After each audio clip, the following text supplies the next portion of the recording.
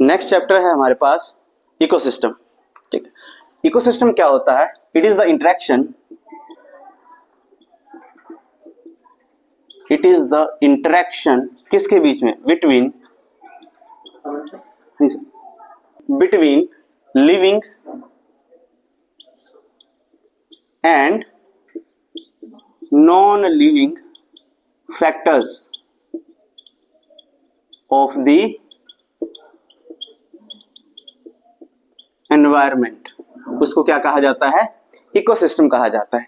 अब लिविंग और non living जो फैक्टर्स होते हैं वो कौन से होते हैं? लिविंग और नॉन लिविंग फैक्टर्स को हम बायोटिक और एबायोटिक फैक्टर्स भी कहते हैं। ठीक है, बायोटिक मतलब ये लिविंग होते हैं और एबायोटिक ये आपके नॉन लिविंग होते हैं। तो जब लिविंग और नॉन लिविंग की इंटरेक्शन होती है उस इंटरेक्शन को हम क्या कहते हैं? इकोसिस्टम कहते हैं। अब ये जो इकोसिस्टम टर्म है,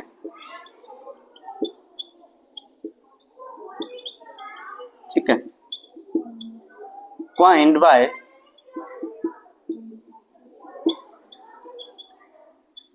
एजी टैंसले। ठीक है, इन्होंने जो है वो ये टर्म इकोसिस्टम को क्वाइंड करा था। ये डायरेक्ट ही क्वेश्चन आता है बोर्ड में 1 मार्क्स में। कंफ्यूजन हमें सिर्फ इकोलॉजी और इकोसिस्टम में ही होती है कि इकोलॉजी है उसको जो है वो टर्म किसने क्वाइंड करी थी? अर्नेस्ट हैकेल ने करी थी, और इकोसिस्टम के जो टर्म क्वाइंड करने वाले थे वो एजी टैंसले थे। तो ये चीज आपने ध्यान में रखनी। अगर हम बात कर लें इकोसिस्टम के कुछ कैरेक्टर्स के बारे में, तो it is the functional unit of nature. ये नेचर का एक फंक्शनल यूनिट है जो नेचर के फंक्शन को रेगुलेट करता है। क्यों? क्योंकि इसी के बीच में नॉन लिविंग और लिविंग जो ऑर्गेनिज्म होते हैं उनकी इंटरेक्शन होती है। दूसरा जो इसका कैरेक्टरिस्टिक फीचर है, it is self regulating. Self regulating होती है, हमें इसको रेगुलेट करने की जरूरत नहीं होती, नेचर में ये खुद ही रेगुलेट होता है। ठीक है, यह इस और दूसरा है सेल्फ सस्टेनेबल। सेल्फ सस्टेन होता रहता है, हमारा इसमें कोई रोल नहीं है। तो it is a self regulating होता है और ये सेल्फ सस्टेनेबल होता है। नेचर में ये चीजें अपने आप होती हैं, हमारा इसमें कोई इंटरफेरेंस नहीं है। इसी बेसिस के ऊपर अगर हम बात कर लें इकोसिस्टम की, तो इकोसिस्टम एक बहुत वाइड रेंज ऑफ जो है वो एरिया रहता है। अगर हम इसको डिस्ट्रीब्यूट करें दो कैटेगरीज में, तो इकोसिस्टम को दो जो है वो मेजर कैटेगरी में डिवाइड किया गया है। किस बेसिस के ऊपर? कि लैंड पे जो इकोसिस्टम है उसको अलग डिस्ट्रीब्यूट करा गया है, और जो पानी के अंदर जो इकोसिस्टम है उसको अलग डिस्ट्रीब्यूट करा गया है। Two main categories of ecosystem. तो पहली है हमारे पास टेरेस्ट्रियल इकोसिस्टम, ऐसा सिस्टम जो कहां पे है? लैंड के ऊपर है। और दूसरा है हमारे पास एक्वेटिक इकोसिस्टम, जो कहां है?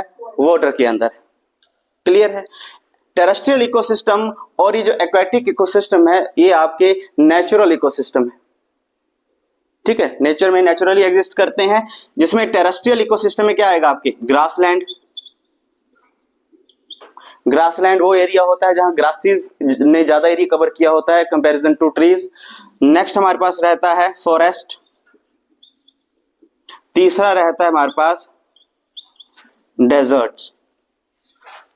अगर एक्वेटिक इकोसिस्टम की बात कर लें तो इसमें आ जाएगा पॉन्ड, लेक, रिवर, सी, ओशंस, वेटलैंड्स एक्सेट्रा। ये सारे एग्जाम्पल हैं एक्वेटिक इकोसिस्टम के। अगर हम बात कर लें ह्यूमन इंटरफेरेंस की, ह्यूमन ने भी इंटरफेरेंस करी है, तो on the basis of human interference एक और इकोसिस्टम निकल के आता है जिसको हम कहते हैं मैन मेड या एंथ्रोपोजेनिक इकोसिस्टम जिसको मैंने खुद बनाया है, इसके एग्जांपल है हमारे पास एक्वेरियम एंड क्रॉफील्ड। ठीक है, तो ये जो सिस्टम है ये मैनमेड द्वारा बनाया गया है और इसको एंथ्रोपोजेनिक भी कहा जाता है। जैसे एक्वेरियम है, तो एक्वेरियम आपने देखा भी होगा, छोटा या बड़ा साइज का, उसमें फिशेस जो है वो रखी जाती हैं, लेकिन उन फिशेस को क्या है, वो सेल्फ रेगुलेट नहीं कर सकती। उनको थोड़े थोड़े टाइम के बाद क्या करना पड़ता है, कुछ फीडिंग के लिए कुछ चीजें डालनी पड़ती हैं, ऊपर से जो ऑक्सीजन की सप्लाई के लिए जो पंपिंग जो है वो लगातार जो है वो हमें सप्लाई जो है वो करनी पड़ती है ऑक्सीजन की। क्यों? क्योंकि वो सेल्फ रेगुलेट नहीं हो सकता। जो नेचर में सेल्फ रेगुलेट हो सकते हैं वो ये है टेरेस्ट्रियल इकोसिस्टम, जिसमें ग्रासलैंड, फॉरेस्ट, डेजर्ट एक्सेट्रा जो आएंगे, और एक्वेटिक इकोसिस्टम में पॉन्ड, लेक, रिवर, सी, ओशंस, वेटलैंड्स, ये सेल्फ रेगुलेटिंग होते हैं। इन पे हमारा जो है वो इनको रेगुलेशन करने के लिए हमारी कोई भी जरूरत नहीं होती।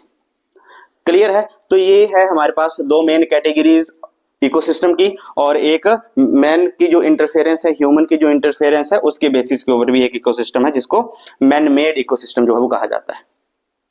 क्लियर है? अगर हम बात करें कि जो एंथ्रोपोजेनिक इकोसिस्टम होता है इसके क्या क्या कैरेक्टरिस्टिक फीचर्स होते हैं, कैसे ये नेचुरल जो इकोसिस्टम होता है उससे अलग होता है। ठीक है, तो सीधी सी बात है कि जो नेचुरल इकोसिस्टम है उसमें जो चीजें रहेंगी वो आपके मैन मेड इकोसिस्टम में जो वो चीजें नहीं रहेंगी। ठीक है, तो कैरेक्टर्स क्या रहेंगे? एंथ्रोपोजेनिक जो इकोसिस्टम है उसके फीचर्स, क्या फीचर्स रहते हैं उसके। तो पहला जो मैंने बात बताई, जो इकोसिस्टम नेचर में जो एग्जिस्ट करता है वो सेल्फ रेगुलेटिंग होता है, लेकिन इसमें ये प्रॉपर्टी नहीं होती। Do not possess self regulation mechanism, इसमें ये सेल्फ रेगुलेटिंग वाला मैकेनिज्म नहीं होता है। दूसरा, इसमें जो डाइवर्सिटी होती है इज वेरी लिटिल। जो हम बनाएंगे उसमें डाइवर्सिटी ज्यादा नहीं होगी। जैसे क्रॉप की बात कर लें तो एक ही तरीके की क्रॉप हम लार्ज स्केल के ऊपर ग्रो करते हैं, तो उसमें एक ही तरीके की जो है वो स्पीसीज हैं, डाइवर्सिटी तो कम है उसमें, तो लिटिल डाइवर्सिटी होती है। लेकिन अगर आप फॉरेस्ट में जाएं, नेचर वाले जो इकोसिस्टम है, तो उसमें आप देखेंगे डाइवर्सिटी ही डाइवर्सिटी आपको मिलेगी। तीसरा हमारे पास कि इसमें जो है स्मॉल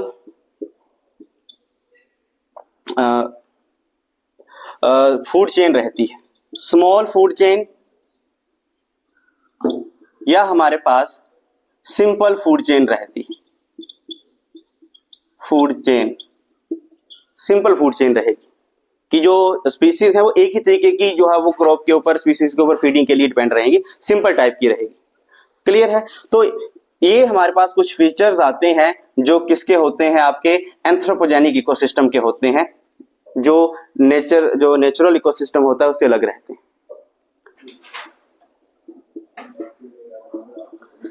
इकोसिस्टम की बात कर लें तो इकोसिस्टम के अपने दो कंपोनेंट हैं हमारे पास, या अपने दो फैक्टर्स हैं जिनको हम कहते हैं, एक इकोसिस्टम का स्ट्रक्चर बनाते हैं,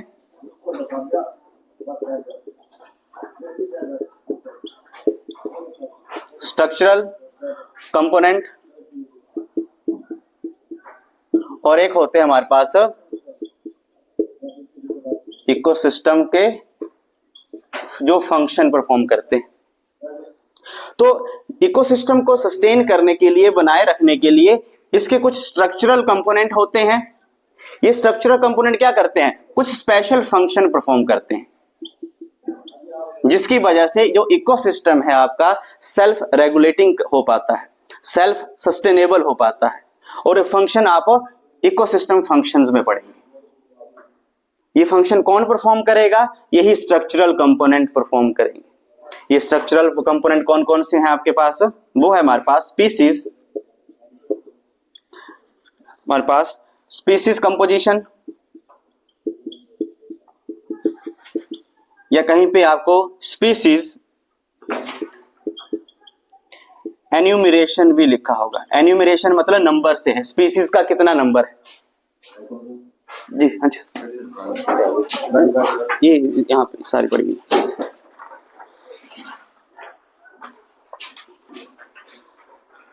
तो ये जो स्पीसीज कंपोजिशन है या स्पीसीज एन्यूमरेशन है, इसका मतलब है कि स्पीसीज का नंबर कितना है किसी जगह पे।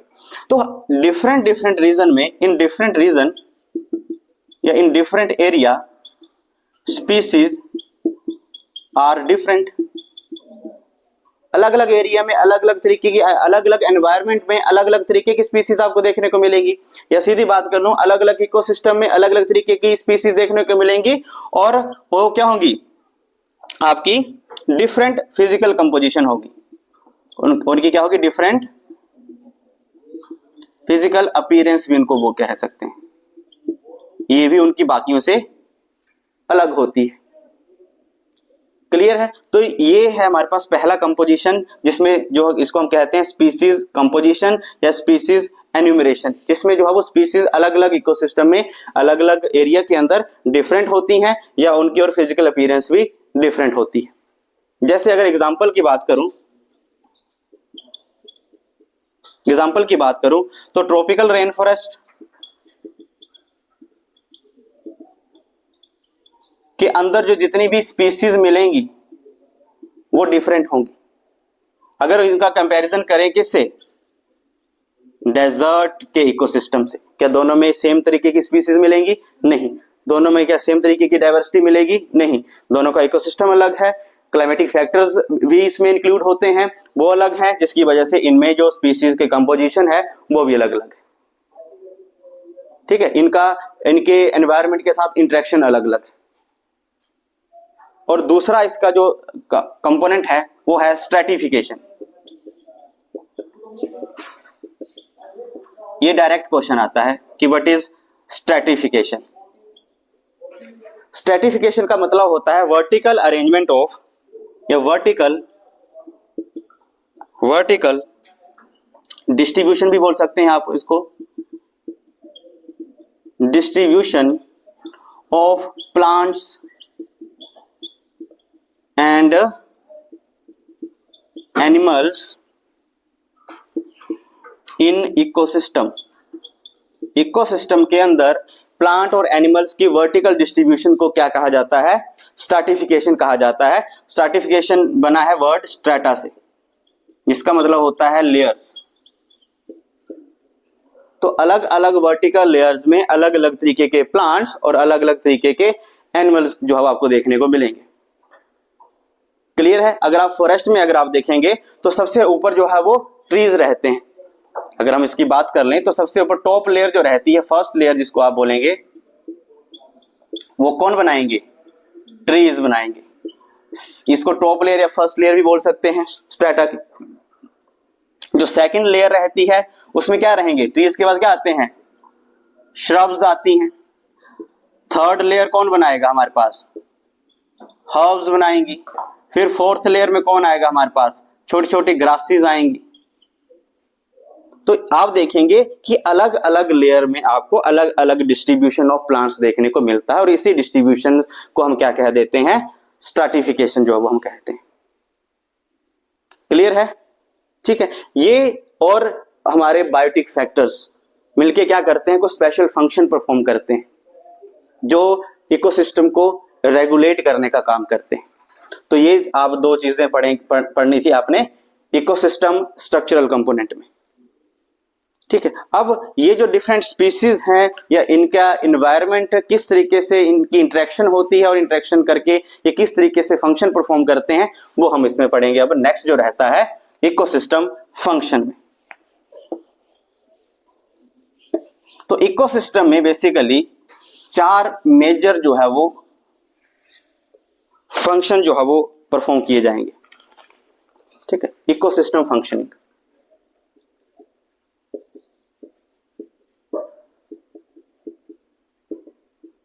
ये जो फंक्शन परफॉर्म किए जाएंगे, ये फंक्शन परफॉर्म करे जाते हैं डिफरेंट स्ट्रक्चरल कंपोनेंट जो रहते हैं इकोसिस्टम के, वो परफॉर्म करते हैं।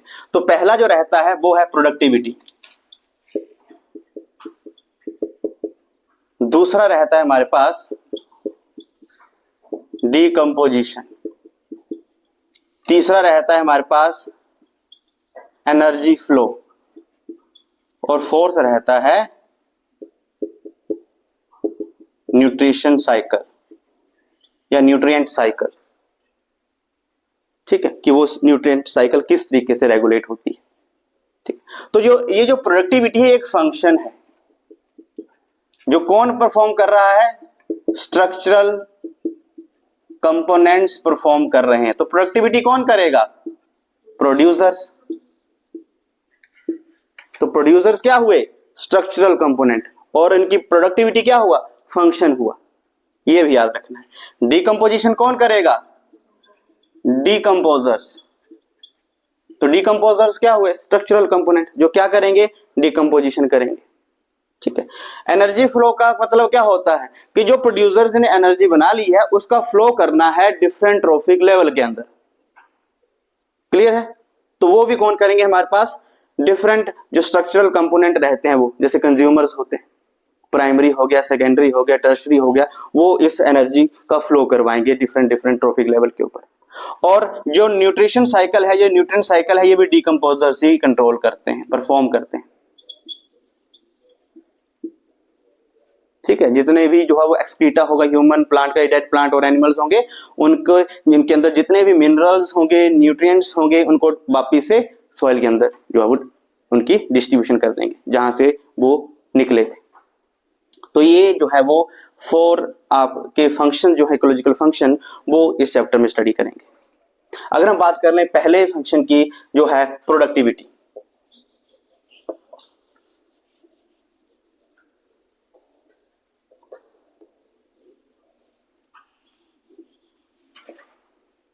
क्या है हमारे पास पहला, प्रोडक्टिविटी की अगर हम बात कर ले, ठीक है,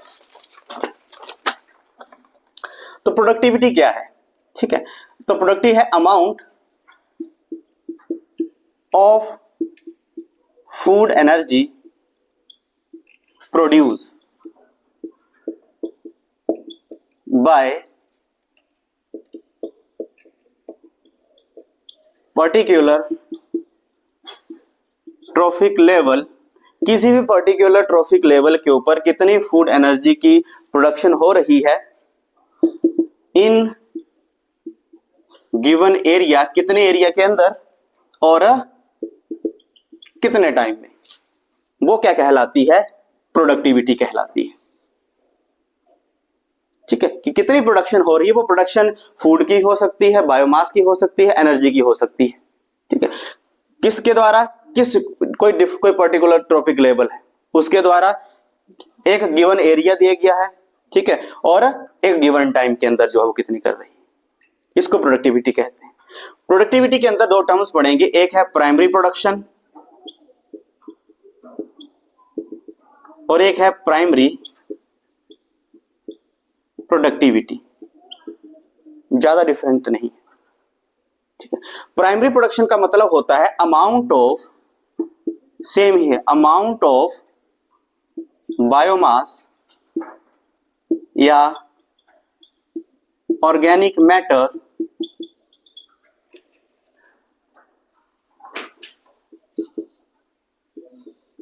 इंक्रीज या प्रोड्यूस ड्यूरिंग फोटोसिंथेसिस।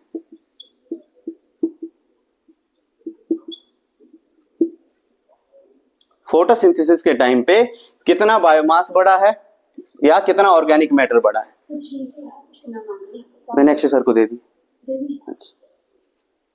तो वो क्या कहलाता है हमारे पास, प्राइमरी प्रोडक्टिविटी कहलाता है, और कितने एरिया में पर और कितने टाइम के अंदर।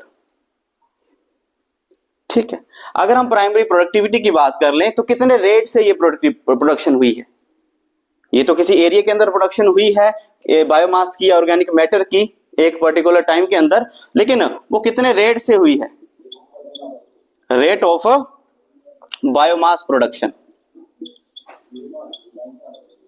रेट ऑफ बायोमास प्रोडक्शन, वो प्रोडक्शन कितने रेट से हुआ है, कितने एरिया में हुआ है, कितने टाइम में हुआ है, वो कहलाता है primary productivity.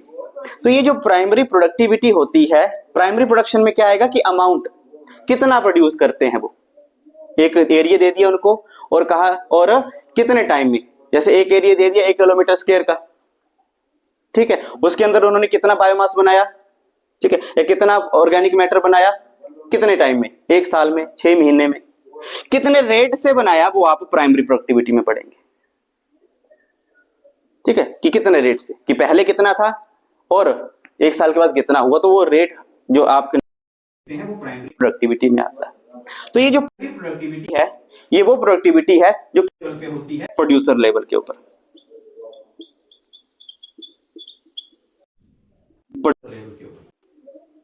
It is refer to productivity at producers level, producers level के ऊपर ये प्रोडक्टिविटी होती है।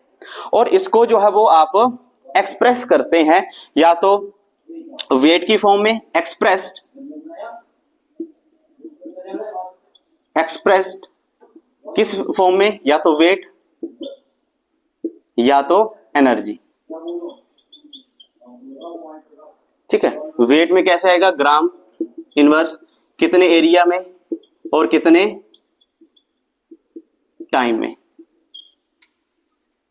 एनर्जी कैसे, किलो कैलोरी, और कितने टाइम में या कितने एरिया में, कितने टाइम में। इस फॉर्म में ये एक्सप्रेस की जाती है आपके पास प्रोडक्टिविटी, वेट और एनर्जी की फॉर्म में। उनके मैंने जो कैसे यूनिट लिखे जाते हैं वो भी मैंने बता दिया। अगर हम प्राइमरी प्रोडक्टिविटी की बात करें तो प्राइमरी प्रोडक्टिविटी 2 टाइप की होती है, ठीक है। यहां से क्वेश्चन इंपॉर्टेंट बनता है, क्वेश्चन डायरेक्ट आता है बोर्ड में, define productivity and it's type. तो प्रोडक्टिविटी क्या है, amount of food energy produce by particular trophic level in a given area और इन अ गिवन यूनिट टाइम, ठीक है। प्रोडक्टिविटी आगे आप पढ़ेंगे, 2 टाइप की है, एक हमारे पास है प्राइमरी प्रोडक्टिविटी, एक सेकेंडरी प्रोडक्टिविटी। तो प्राइमरी प्रोडक्टिविटी क्या है, प्रोडक्टिविटी एट प्रोड्यूसर्स लेवल, ठीक है। ये कितने टाइप की है प्राइमरी प्रोडक्टिविटी, यहां से डायरेक्ट क्वेश्चंस आते हैं कॉम्पिटिटिव एग्जाम में भी और बोर्ड भी एमसीक्यू में डायरेक्ट क्वेश्चन पूछता है। तो प्राइमरी जो प्रोडक्टिविटी रहती है ये 2 टाइप की होती है। पहला है हमारे पास जीपीपी, जिसको कहते हैं ग्रोस प्राइमरी प्रोडक्टिविटी। ये फुल फॉर्म भी एक्सप्रेस करने के लिए आ जाती है कि क्या होती है, जीपीपी स्टैंड फॉर, या इसको पी कैपिटल जी, ये भी ऐसे भी रिप्रेजेंट किया जाता है, ठीक है, ग्रोस प्राइमरी प्रोडक्टिविटी। दूसरा रहता है हमारे पास एनपीपी, नेट प्राइमरी प्रोडक्टिविटी। इसको कैसे लिखा जाता है हमारे पास, पीएन, ऐसे भी इसको रिप्रेजेंट किया जाता है। अब बात यह है कि ग्रोस प्राइमरी प्रोडक्टिविटी क्या होती है, ठीक है। ये जो प्राइमरी प्रोडक्टिविटी होती है, ग्रोस का मतलब होता है टोटल कितनी प्रोडक्शन हुई है, ठीक है, प्रोडक्शन ड्यूरिंग फोटोसिंथेसिस। तो अगर इसको मैं बाद में लिखूं एनपीपी को, तो जीपीपी अगर मैं बात करूं तो क्या है, it refer to total photosynthesis, it refers to total photosynthesis. क्योंकि प्रोड्यूसर्स लेवल के ऊपर है तो प्रोड्यूसर्स फोटोसिंथेसिस ही करेंगे, तो कितनी फोटोसिंथेसिस कर ली है उन्होंने, ठीक है, सनलाइट का यूज करके, एनर्जी का यूज करके कैसे उन्होंने रेडिएशन एनर्जी को केमिकल एनर्जी में कन्वर्ट कर दिया है, वो जितना भी अमाउंट का जो उन्होंने फोटोसिंथेसिस जो है वो बना लिया है, वो सारा का सारा किस में आता है, ग्रोस प्राइमरी प्रोडक्टिविटी में आता है। लेकिन जैसे मान लो कि इसने कुछ जो है वो अमाउंट तक फोटोसिंथेसिस कर ली है, उसके पास वो प्रोडक्टिविटी आ गई है, लेकिन वो सारी की सारी प्रोडक्टिविटी कंज्यूमर्स को थोड़ी दे देगा, वो एनर्जी खुद के लिए भी तो यूज करेगा, जो खाना उसने बनाया है वो खुद के लिए भी तो यूज करेगा। तो ग्रोस प्राइमरी प्रोडक्टिविटी में आप उस सारी ही प्रोडक्शन को कैलकुलेट करते हैं कि उसने टोटल कितना बनाया है, उसमें से उसने यूज भी कर लिया है, वो भी ग्रोस में ही आता है। क्लियर है? तो अब यहां पे जो लॉस हुआ है, यहां पे कुछ लॉस होता है, loss in the form of respiration. क्यों? क्योंकि प्लांट को भी एनर्जी की जरूरत होती है और उसने जो फूड बनाया है उसने कंज्यूम भी कर लिया है। क्लियर है? तो अगर हम इसकी नेट प्राइमरी प्रोडक्टिविटी निकालेंगे कि नेट कितना, ये नहीं पूछ रहा कि कितना यूज करा, कितना बना, मुझे उससे कोई लेना देना नहीं, मुझे नेट बताओ। कि जैसे बोलते हैं कि मैंने जी इतनी प्रोडक्शन कर ली, इतना मेरा ग्रोस जो है वो प्रोडक्शन हुआ है, पैसा मैंने इतने कमाया है, लेकिन उसमें खर्चा भी तो है उसका। तो बोलते खर्चा खुर्चा निकाल के बताओ मुझे कि कितना प्रोडक्शन हुआ है, वो नेट प्राइमरी प्रोडक्टिविटी में आता है कि नेट बताओ, ग्रोस नहीं बताओ। ग्रोस तो ओवरऑल टोटल हो गया आपका, सारा टोटल, लेकिन मुझे नेट बताओ कि नेट प्रॉफिट कितना है मुझे। ठीक है, कि जो कंज्यूमर को जाएगा, इसने जितना यूज कर लिया कर लिया, तो वो कैसे निकलेगा? जीपीपी माइनस रेस्पिरेटरी लॉस, या इसको लिखते हैं जीपीपी माइनस आर। क्लियर है? तो इस तरीके से निकलती है आपकी नेट प्राइमरी प्रोडक्टिविटी। ये डायरेक्ट आता है कि नेट प्राइमरी प्रोडक्टिविटी किस फॉर्मूले से निकाली जाती है? ग्रॉस प्राइमरी प्रोडक्टिविटी माइनस कितना लॉस हुआ है, प्लांट ने कितना यूज कर लिया है वो। अब कहीं कहीं जीपीपी पे पीजी भी तो लिखा जा सकता है, पीजी माइनस आर। तो कहीं पे ये टर्म दे रखी है तो इसका कंफ्यूज नहीं होना है, क्योंकि जीपीपी को मतलब ग्रॉस प्राइमरी प्रोडक्टिविटी को ऐसे भी लिखा जा सकता है और ऐसे भी आप जो है वो रिप्रेजेंट कर सकते हैं।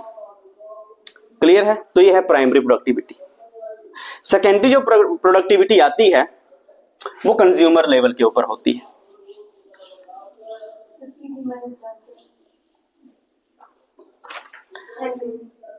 नेट प्राइमरी प्रोडक्टिविटी कैसे कैलकुलेट करते हैं? Gross primary productivity minus R से। ठीक है, जीपीपी को हम इस फॉर्म में भी लिख सकते हैं। आर यहां पे क्या है? Respiratory loss. ये क्या है? ये ग्रॉस प्राइमरी प्रोडक्टिविटी ही है। ठीक है, ये क्या है हमारे पास? ग्रॉस प्राइमरी प्रोडक्टिविटी, तो इस ग्रॉस प्राइमरी प्रोडक्टिविटी को जीपीपी भी लिख सकते हैं, इस ग्रॉस प्राइमरी प्रोडक्टिविटी को पीजी भी लिख सकते हैं। ठीक है, तो दो फॉर्मूले हो गए कि एनपीपी जीपीपी माइनस आर या P N equal to PG minus R, ये भी सेम। उसके बाद जो आप पढ़ेंगे सेकेंडरी प्रोडक्टिविटी, तो ये होती है एट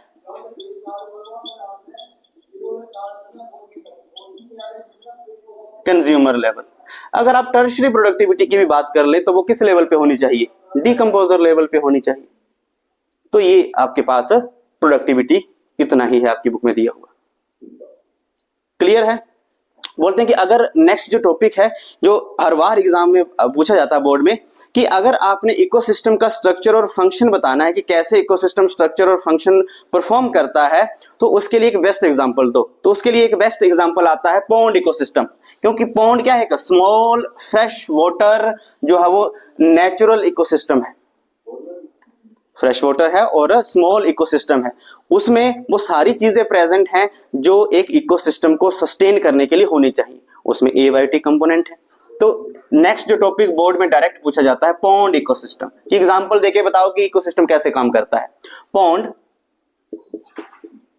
इकोसिस्टम, ये 1 मार्क्स में भी एमसीक्यू में भी पूछा जाता है कि बेस्ट स्टडी करने के लिए इकोसिस्टम के स्ट्रक्चर और फंक्शन के लिए क्या बेस्ट जो आपका रहता है, तो वो फ्रेश वाटर पॉन्ड इकोसिस्टम रहता है, फ्रेश वाटर पॉन्ड इकोसिस्टम रहता है। क्लियर है? अब ये जो फ्रेश वाटर पॉन्ड इकोसिस्टम है, ये कैसे, ये भी इसके क्या कैरेक्टरिस्टिक फीचर हैं? ये सेल्फ सस्टेन्ड होता है, सेल्फ रेगुलेटेड है, हमारा इसमें कोई रोल नहीं है, खुद से ही होता है। तो जो पॉन्ड इकोसिस्टम होता है उसके पास क्या क्या चीजें रहती हैं जिससे वो सेल्फ रेगुलेट हो सकता है? तो उसके पास क्या रहेगा हमारे पास? पहला, आप एबायोटिक कंपोनेंट उसके पास रहेंगे। ए बाई टी कंपोनेंट, जो मैंने पहले ही बता चुका हूं आपको कि इनऑर्गेनिक सब्सटेंस रहेंगे like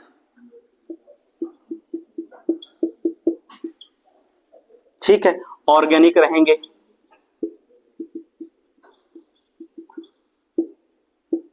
amino acid, proteins etcetera. उसके बाद टेम्परेचर रहेगा, ठीक है, टेम्परेचर क्या, टेम्परेचर और लाइट एक दूसरे के साइमल्टेनियसली काम करते हैं, ठीक है। तो टेम्परेचर क्या, ज्यादा कम टेम्परेचर या लाइट हमारे पास क्या कंट्रोल करेगी, डे कितना रहेगा, ठीक है, पौंड में टेम्परेचर कितना रहेगा वो कंट्रोल। और तीसरा है हमारे पास सॉइल, ये भी आपका ए बाई टी कंपोनेंट है। सॉइल कहां पे रहती है, बॉटम में प्रेजेंट रहती है और रिच इन मिनरल्स होती है, क्लियर है। तो ये ए बाई टी कंपोनेंट रहते हैं हमारे पास पॉन्ड इकोसिस्टम में, जो जिनके बीच में इंटरेक्शन होती है और ये रेगुलेशन में हेल्प करते हैं उसकी। दूसरा आता है हमारे पास बायोटिक कंपोनेंट भी रहेंगे इसके पास। तो बायोटिक कंपोनेंट में सबसे पहले क्या आएंगे, प्रोड्यूसर्स आएंगे, जिसमें क्या आएंगे, प्लांट और एल्गी और डायटम्स और हमारे पास फाइटो प्लैंक्टन्स। तो ये क्या हमारे पास आएंगे बायोटिक कंपोनेंट में प्रोड्यूसर्स। अब ये जो प्लांट्स होते हैं वो मार्जिनल भी हो सकते हैं। अगर मैं प्लांट्स की बात करूं तो ये मार्जिनल भी हो सकते हैं। मार्जिनल मतलब जो पॉन्ड के बिल्कुल, अगर मैं पॉन्ड इकोसिस्टम बनाऊं ये, तो ये है मार्जिन, यहां पे जो प्लांट्स रहेंगे इसमें, तो ये आपके मार्जिनल भी हो सकते हैं प्लांट। सबमर्ज्ड भी हो सकते हैं, सबमर्ज्ड मतलब बिल्कुल पानी में डूबे हुए भी हो सकते हैं, फ्री फ्लोटिंग भी हो सकते हैं, ठीक है। मार्जिनल की बात कर लूं तो उसमें आता है टाइफा, एग्जाम्पल भी याद रखने हैं। मार्जिनल में क्या आएगा, टाइफा। सबमर्ज्ड जो डूबे रहते हैं उसमें आता है आपका वेल्सिनेरिया,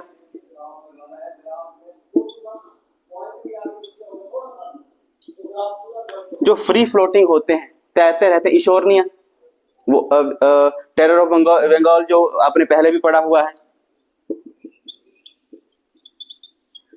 इशोर्निया है, वोल्फिया है, वो सारे के सारे क्या आएंगे, फ्री फ्लोटिंग में आएंगे, ठीक है। एल्गी है हमारे पास, ठीक है, डायटम्स है, फाइटोप्लैंक्टन्स है, फाइटोप्लैंक्टन्स में भी कुछ चीजें आएंगी, जैसे क्लेमाइडोमोनास है हमारे पास, वोल्वॉक्स है हमारे पास, वो सारे के सारे फाइटोप्लैंक्टन्स में आएंगे, जो क्या काम करेंगे, प्रोड्यूसर्स का काम करेंगे, फोटोसिंथेसिस करते रहेंगे। दूसरा ए बायोटिक में आएगा हमारे पास कंपोनेंट में कंज्यूमर्स। अब कंज्यूमर्स प्राइमरी भी होंगे, सेकेंडरी भी होंगे, टर्शरी भी होंगे, क्लियर है। तो जो हमारे पास प्राइमरी कंज्यूमर्स रहते हैं वो कौन रहेंगे, प्राइमरी कंज्यूमर्स। अगर मैं इसको मिटाऊं तो यहां पे अगर मैं प्राइमरी कंज्यूमर की बात करूं तो प्राइमरी कंज्यूमर्स कौन से होंगे, जो प्लांट को खाएंगे, एल्गी को खाएंगे, जो है हमारे पास फाइटोप्लैंक्टन्स को खाएंगे, तो फाइटोप्लैंक्टन्स को फीड करेंगे, जू प्लैंक्टन्स कहेंगे उनको, जू प्लैंक्टन्स, ये प्राइमरी कंज्यूमर होंगे जो डायरेक्ट प्रोड्यूसर्स पे फीड करेंगे। उसके बाद आएंगे सेकेंडरी कंज्यूमर्स। अब सेकेंडरी कंज्यूमर्स वो होंगे जो इन जू प्लैंक्टन्स को खाएंगे, जिसमें आएंगी स्मॉल फिशेस या वाटर बीटल। ये क्वेश्चन डायरेक्ट आता है कि वाटर बीटल जो है वो कौन सा लेवल में आता है, क्या वो प्राइमरी कंज्यूमर है कि सेकेंडरी कंज्यूमर है, ठीक है। तीसरा आता है हमारे पास टर्शरी कंज्यूमर। टर्शरी कंज्यूमर में कौन सी होंगी, लार्ज फिशेस,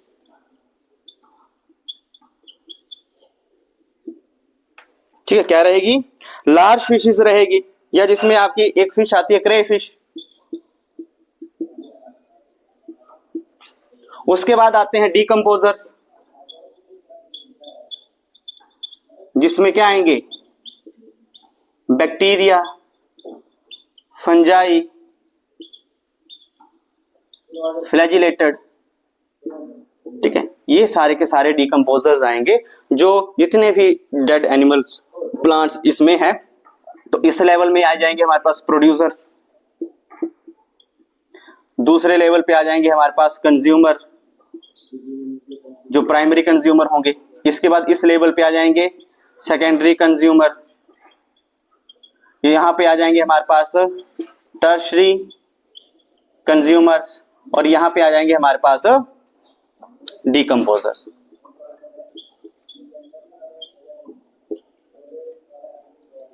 क्लियर है? तो इस तरीके से पॉन्ड इकोसिस्टम सेल्फ सस्टेन बन पाता है, क्योंकि इसके पास सेल्फ सस्टेन करने के लिए हर वो चीज प्रेजेंट है, ठीक है, जिसमें हम एक बड़े से बड़े इकोसिस्टम में क्या फंक्शन परफॉर्म हो रहे हैं उसको इस छोटे से छोटे इकोसिस्टम में हम स्टडी कर सकते हैं।